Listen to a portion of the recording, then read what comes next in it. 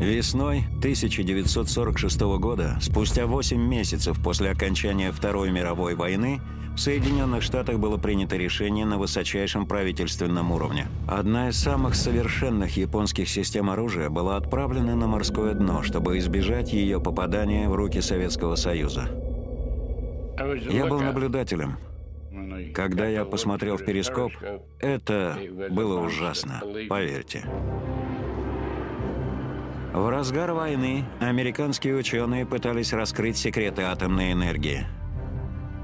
Нацисты разрабатывали баллистические ракеты для бомбардировки городов за сотни километров от места запуска. Японцы также создали секретное оружие, чтобы бомбить американские города и таким образом заставить США сдаться. В наши дни, спустя десятилетия, команда экспертов исследует, что же Америка так хотела сохранить в секрете. Мы встретились со всеми участниками этой войны по разработке того, что теперь называют оружием массового поражения. Секретное оружие Японии.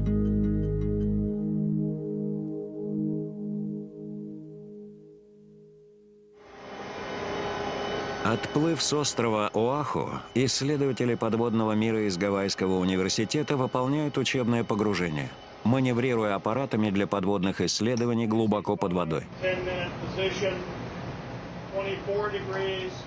На глубине около 800 метров они обнаружили затонувший корабль времен Второй мировой войны, который часто обсуждался, но не был найден. Это оружие было настолько секретным, что американцы не знали о его существовании до окончания войны. 3 эксперта собрались вместе, чтобы разгадать загадки японской программы Ай-400. Это могло обогнуть мыс Горн или мыс Доброй Надежды. 59 тысяч километров. Это правда, это давало огромные стратегические возможности. В сущности, можно было атаковать любую точку земного шара. Это была глобальная система вооружения. Совершенно секретная история Ай-400 началась сразу после смертельной атаки Японии в Перл-Харборе. Японцы атаковали в декабре 1941-го, потому что это был очень подходящий момент. Следует принимать в расчет то, что у японцев в то время был самый мощный флот на Тихом океане. Разработчиком японской атаки на Перл-Харбор был выпускник Гарварда адмирал Исороку Ямамото. Его целью было нанести столь сильный удар по Америке, что мирное население пало бы духом и запросило Японию о перемирии.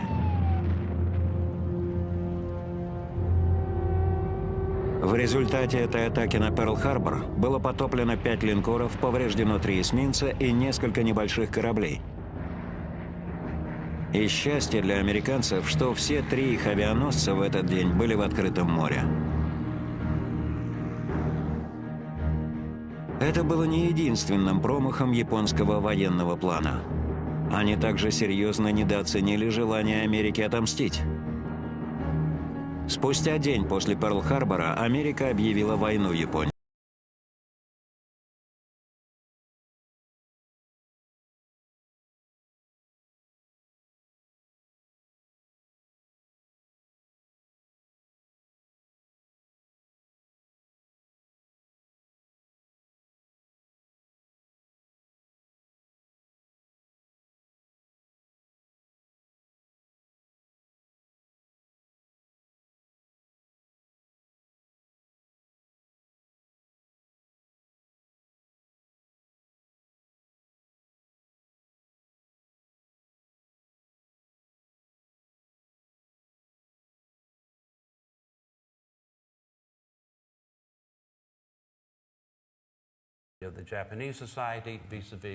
С его собственной точки зрения, он был крайне против войны с Соединенными Штатами, которую практически невозможно было выиграть.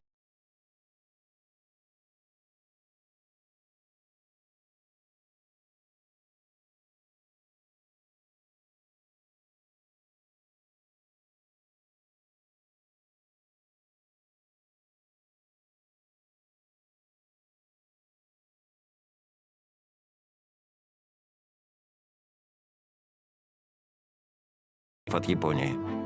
Он приглядывался к успеху немецких подводных лодок, У-ботов, несущих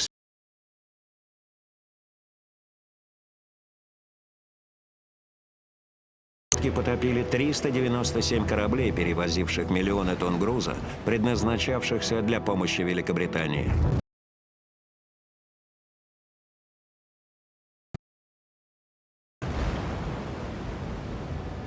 Если немецкие подлодки смогли подойти близко к восточному побережью США, то почему бы японским субмаринам не терроризировать западное побережье?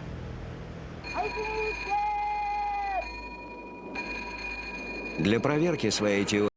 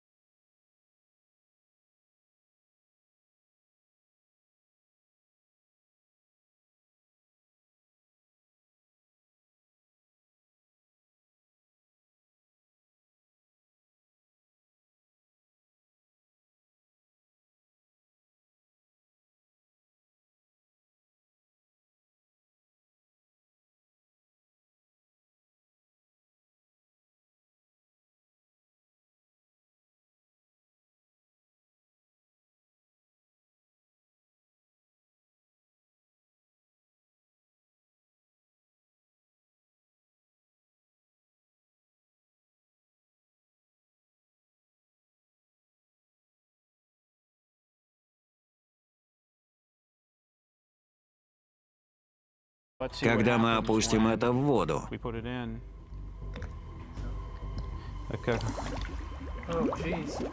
Она переворачивается с ангаром наверху, опрокидывается и тонет. Поэтому должен был быть какой-то другой метод для расположения тяжелого ангара.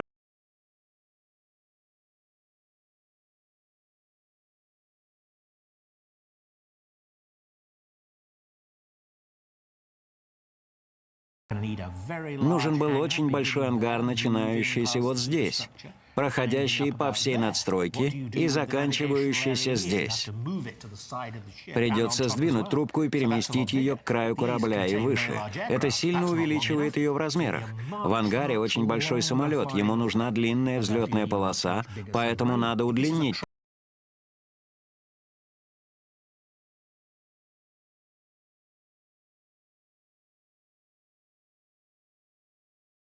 Ямамото атакует американский флот в Мидуэе, основной Тихоокеанской базе.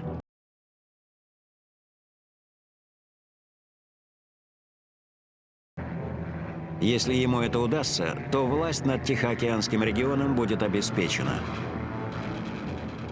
За 3 дня я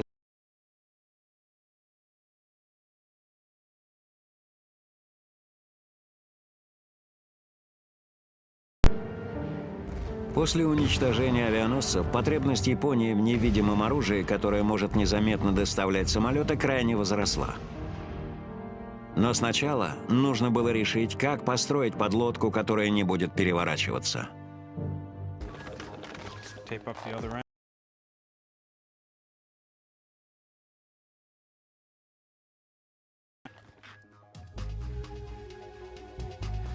Теперь попробуем вариант с двойным корпусом.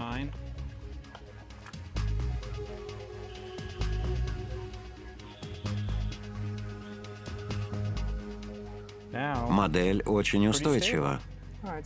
Теперь она балансирует сама по себе, вместо того, чтобы переворачиваться.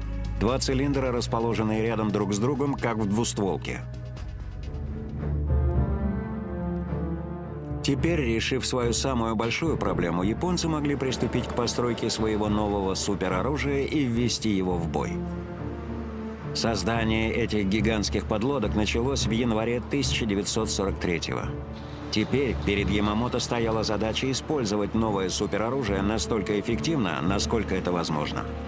Из-за серьезной нехватки стали и рабочих рук в Японии Ямамото смог заказать постройку только 18 подлодок.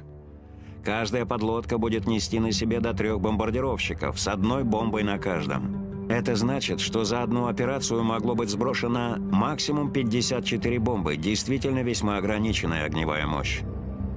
Только за одну ночь бомбежки Лондона нацистскими бомбардировщиками было сброшено 1400 фугасных бомб.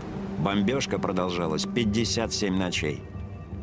Но британцы все равно не сдались. Адмирал понимает, что его 54 бомбы вряд ли причинят достаточно ущерба американским городам, чтобы подорвать дух общества.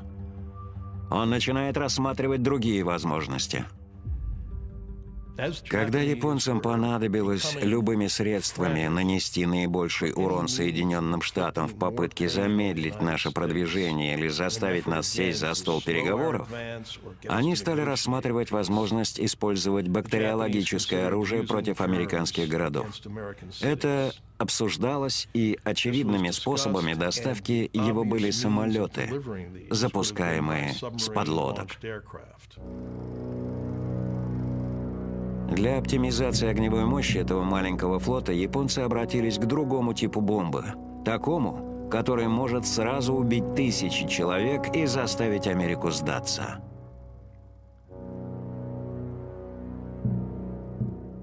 Японская армия проделала большую работу с этим в Манчжурии при ужасных обстоятельствах. И, конечно, японский флот был заинтересован в использовании вируса сибирской язвы в этих бомбах. И самые радикально настроенные личности в армии или во флоте поддержали бы такой, надо сказать, безумный план. Япония уже продемонстрировала свою готовность использовать биологическое оружие. Командующий японской имперской армией Сиро Исии возглавлял отряд 731, секретную программу биологического и химического оружия, который экспериментировал на жителях Китая с 1930-х годов. Зараженные чумой блохи, выращенные в их лабораториях, выпускались в ничего не подозревающие деревни. Других заражали сибирской язвой и холерой. Мужчин и женщин инфицировали венерическими заболеваниями. В результате этих ужасных экспериментов погибло ни много ни мало около 200 тысяч китайцев. Некоторые японские военные лидеры протестовали против использования биологического оружия по гуманистическим соображениям. Но ни у кого не возникло сомнений, что оружие массового поражения, сброшенное на американский город, вызовет огромные потери и будет гораздо более эффективно сеять панику в рядах американских граждан, чем обычная бомба. Январь 1943 года. Параллельно с постройкой первой Ай-400, флот также строит секретный бомбардировщик, предназначенный для перевозки в водонепроницаемом ангаре на борту субмарины. Новый бомбардировщик получил название «Сейран», означающее «шторм в ясный день».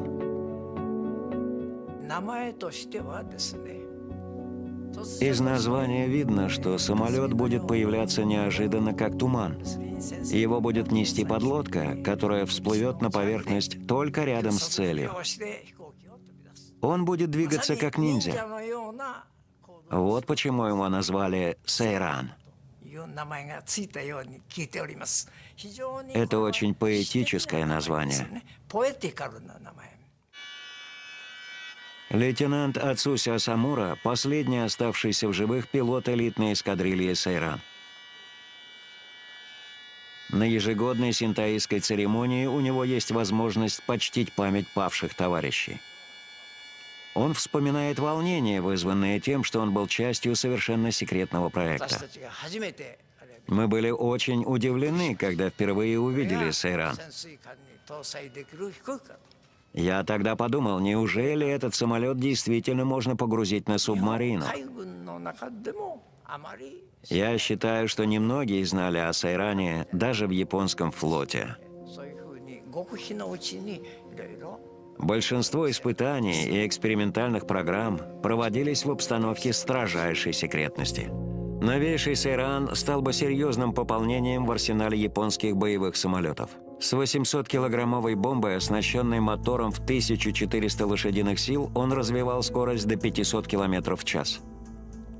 Но японские авиаконструкторы столкнулись с еще одной проблемой. Хотя Ай-400 и шире любой из подлодок ее времени, самолетный ангар, установленный на ее палубе, был всего 3,5 метра в диаметре. Этот ангар на Ай-400, в который должен уместиться самолет. А здесь у нас «Сейран», вид спереди. В таком же масштабе? В таком же масштабе. Знаете, фюзеляж здесь поместится, но у нас есть крылья, есть стабилизаторы, и они не помещаются. Чтобы решить эту проблему, японцы разработали крыло, очень похожее на крыло самолета Grumman Hellcat, самого мощного палубного истребителя американского флота. Для уменьшения размера самолета для хранения в подпалубном пространстве крылья Hellcat поворачивались на 90 градусов и складывались вдоль фюзеляжа. Конструкторы «Сейрана» сделали еще один шаг. Законцовки киля и горизонтального оперения складывались для уменьшения высоты. После этого самолет очень четко входит в ангар. Очень впечатляюще. Но была еще одна проблема, которую предстояло решить японским авиаконструкторам. После прибытия лодки в пункт назначения могло потребоваться до 20 минут для разогрева мотора каждого из «Сейранов» перед взлетом. Запуск моторов в ангаре в подводном положении субмарины подвергал экипаж опасности отравиться угарным газом. А разогрев моторов на всплывшей субмарине делал ее открытой для радаров и атак с воздуха. Если японцы не смогут найти решение, их подлодка-авианосец будет уничтожена на водной поверхности. В маленьком аэропорту в Коннектикуте Крейг МакБерни изучает сложности, связанные с мощными моторами боевых самолетов времен Второй мировой. А это его питомец – редкий 28-цилиндровый двигатель с «Корсара» истребителя палубного базирования. Он больше, чем двигатель Сейрана, но у них есть одна общая проблема. Я собираюсь запустить винт. От винта.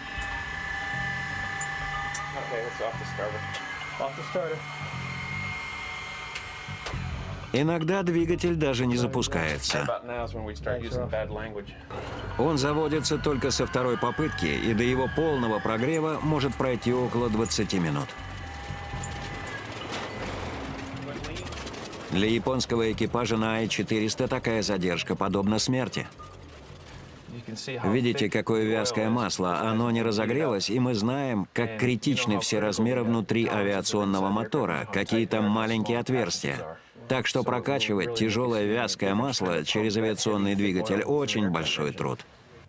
Все сводится к вязкости холодного моторного масла. Но что, если его можно предварительно разогреть? Это то же самое масло, разогретое подогревателем. Льется как вода. Вот это разница. Японские морские инженеры предложили мудрое решение – отдельная емкость для подогрева масла. Теплое масло всегда готово для закачки в цилиндры и краны.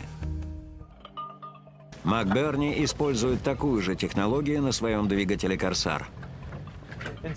Внутри этого контейнера у нас основной маслобак. А тут мы установили предварительный бачок с подогревателем на нем. Запуск!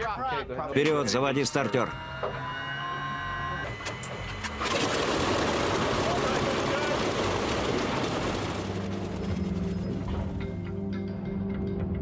Заправленный подогретым машинным маслом, самолет выкатывается из ангара на стартовую дорожку. Мотор запускается. Крылья, киль и горизонтальное оперение принимают полетное положение и фиксируются в нем. Присоединяются поплавки, и самолет отправляется на задание. Мы очень много тренировались, пытаясь уменьшить время, необходимое для запуска, даже на секунды. Сначала отправляется первый самолет, затем второй, третий. Целью было запустить все три самолета как можно быстрее. Осталось прояснить еще одну вещь. Ай-400 была слишком короткой, самолеты не могли садиться на нее, поэтому возвращающиеся сейраны садились на воду, где при помощи специального гидравлического крана их выдружали обратно на палубу. После решения всех конструкторских проблем программе Ай-400 был дан зеленый свет, и все шло хорошо. Но в апреле 1943 года японский флот понес огромную потерю. Соединенные Штаты убивают адмирала Ямамото. Его самолет сбивают над Соломоновыми островами. Лишившись покровителя, программа Ай-400 снижает темпы своего развития. Заказ на суперподлодки немедленно уменьшается вдвое, с 18 до 9 штук. Только через 1,5 года после смерти Ямамото его новейшее оружие увидело свет.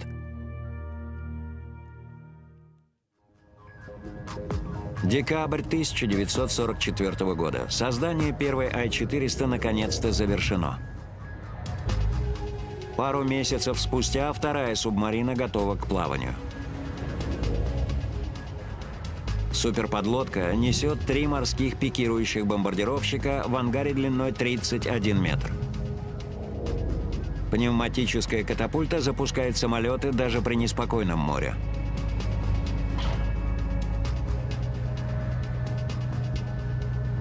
С длиной в 121 метр Ай-400 является самой большой подлодкой на тот момент.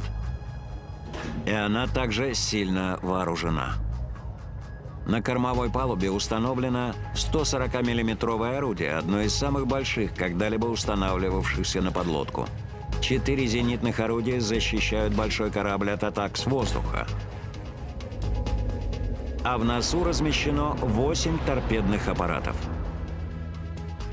Человека, возглавившего программу Ай-400, звали Тоцуносуке Аридзуми.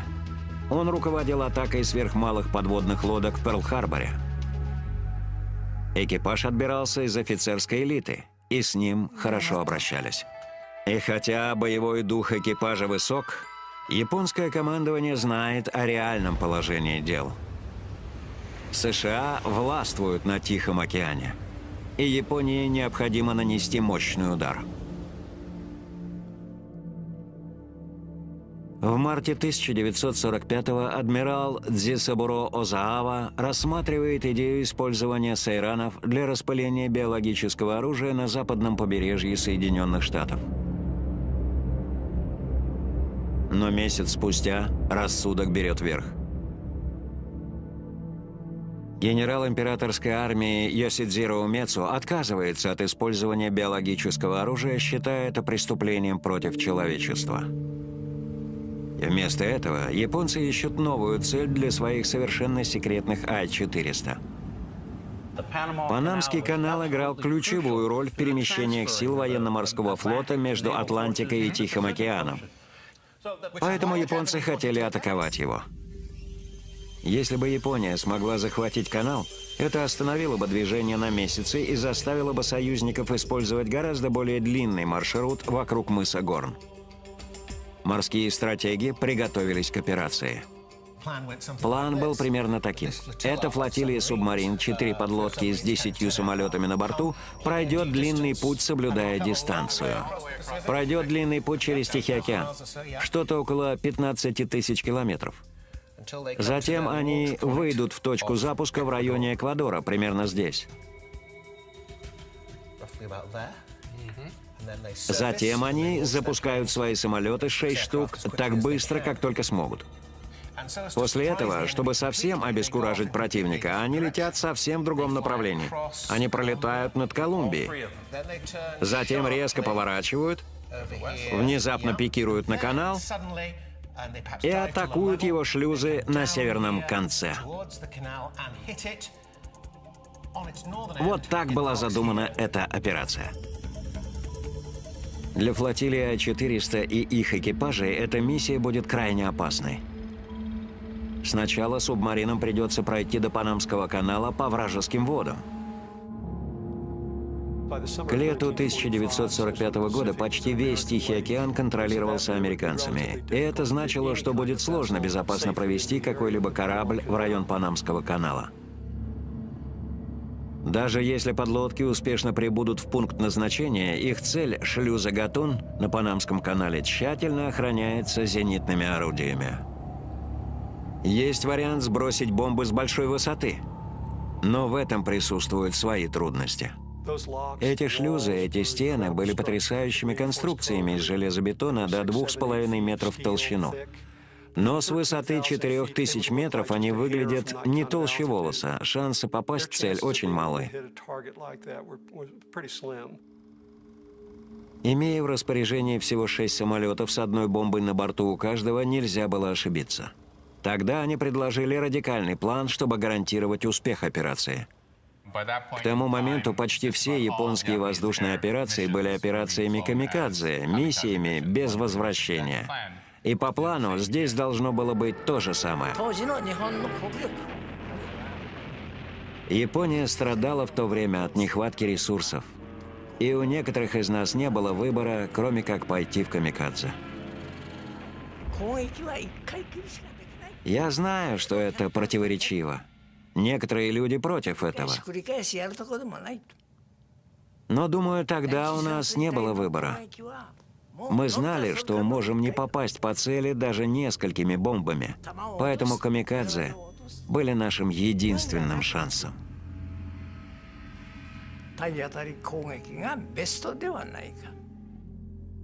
В то время как экипаж Ай-400 готовился к своей миссии в Панамском канале, проект «Манхэттен» тоже готовил свою операцию. Комитет обсудил список возможных целей для их атомных бомб. Хиросима была одним из 5 рекомендованных городов. В то время как каждая страна пыталась ввести в действие свое секретное оружие, силы союзников высадились на остров Окинава, всего лишь в 1500 километров от Токио. В ожесточенных боях, продолжавшихся 82 дня, Япония потеряла 100 тысяч убитыми, тысячи самолетов и кораблей были уничтожены. Американское вторжение в Японию кажется неизбежным. Вице-адмирал Азава снова меняет задание Ай-400. Новая цель – атолл Улити. Он служит перевалочным пунктом для огромного американского флота, готовящегося к вторжению в Японию. Улити был удобной базой войск, что атаковали Окинаву. И, вероятно, для тех, которые были посланы для последнего сражения на суше. Их снабжение с этого атолла также было возможно. На фото я видел несколько американских авианосцев. Генеральный штаб отдал приказ атаковать как можно больше из них. План был таков. 2 суперподлодки Ай-400 и однотипная Ай-401 и 2 меньшие подлодки должны отплыть из Японии по отдельности. Затем встретиться в заранее условленном квадрате. На рассвете 17 августа 6 сайранов должны провести камикадзе-атаку. Чтобы увеличить шансы на успех, Аридзуми приказал нанести на бомбардировщики американские опознавательные знаки, прямо нарушая законы и обычаи войны. Сами пилоты были против раскраски их самолетов в американские цвета. Они чувствовали, что это бесчестно, и были готовы умереть. Они знали, что не вернутся. Но операцию преследовали неудачи. На пути к Улити одна из меньших подлодок была потоплена американским военным кораблем. Все 140 человек экипажа погибли. Это был знак того, что ожидало флот. Пытаясь избежать столкновений с кораблями противника, Аридзуми решает пойти в обход и меняет место встречи. Но сообщение не было получено, и группа не вышла в точку сбора. В тот момент, когда Ай-400 и Ай-401 пытаются изменить план нападения, по радио приходят шокирующие новости.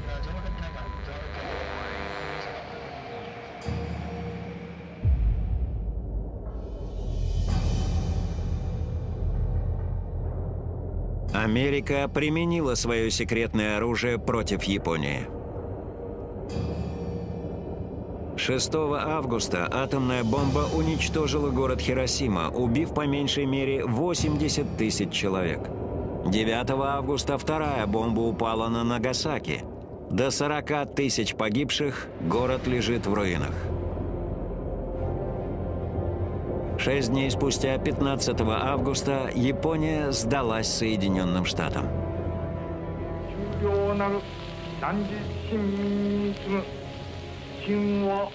В своем радиообращении к народу император Хирохита призывал свою нацию вынести невыносимое и стерпеть нестерпимое. На следующий день, 16 августа, мы получили телеграмму, приказывающую прекратить огонь. Получив этот невероятный приказ, мы постепенно стали осознавать происходящее. После этого на борту начала разыгрываться самая настоящая драма. Нельзя было сдаться и при этом остаться в японском императорском флоте.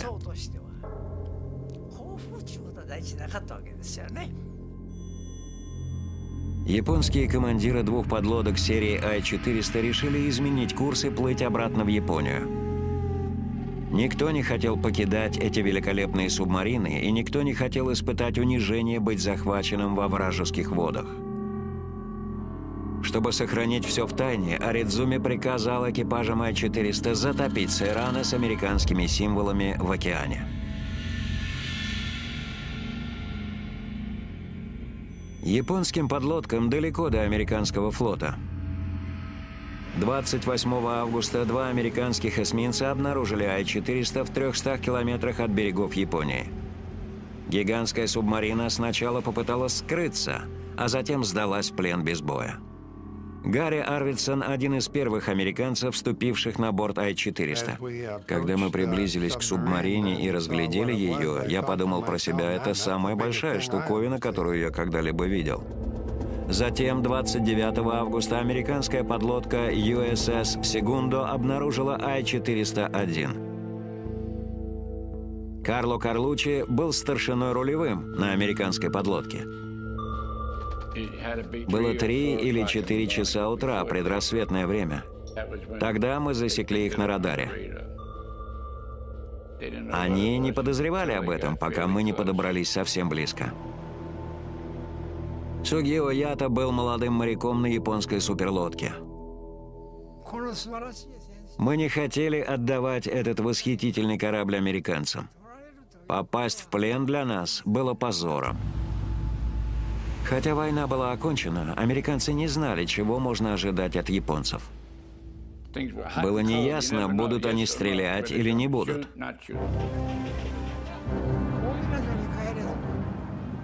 Мы направлялись назад в Японию и обсуждали, как сделать так, чтобы лодка не попала к американцам. И мы договорились затопить ее рядом с берегом. Но прежде чем японцы смогли осуществить свой план, у подлодки отказал двигатель.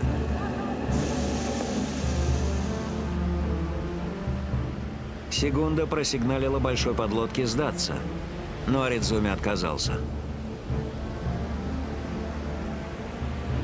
Прошло несколько напряженных часов, в которые оружие Сегундо было направлено на Ай-400.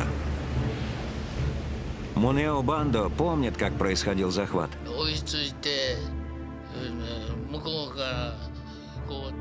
Они направили свои орудия на нас и приказали нам отправить одного офицера к ним на корабль.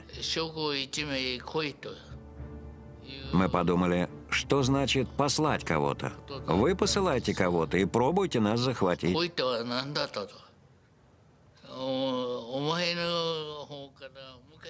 Мы настаивали на своей гордости и предполагали выяснить отношения по-мужски.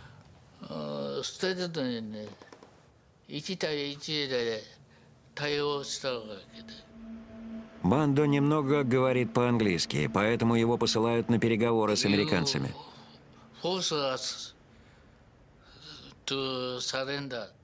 Я сказал, что если они принудят нас сдаться, мы покончим жизнь самоубийством.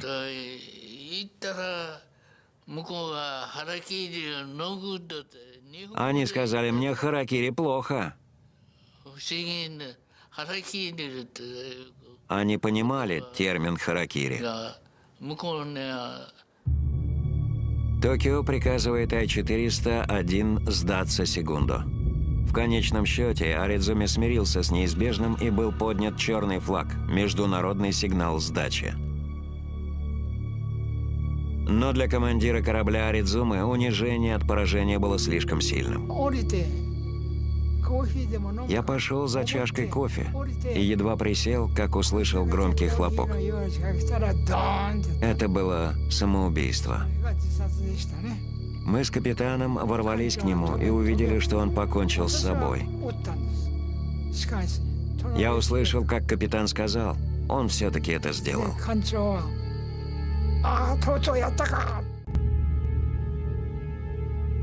Весь японский экипаж был взят в плен. Моряки, пилоты, обслуживающий персонал. Американские подводники завладели гигантской подлодкой. Они быстро поняли, что судно, на котором они находятся, не похоже ни на одно виденное ими ранее. В числе первых американцев, поднявших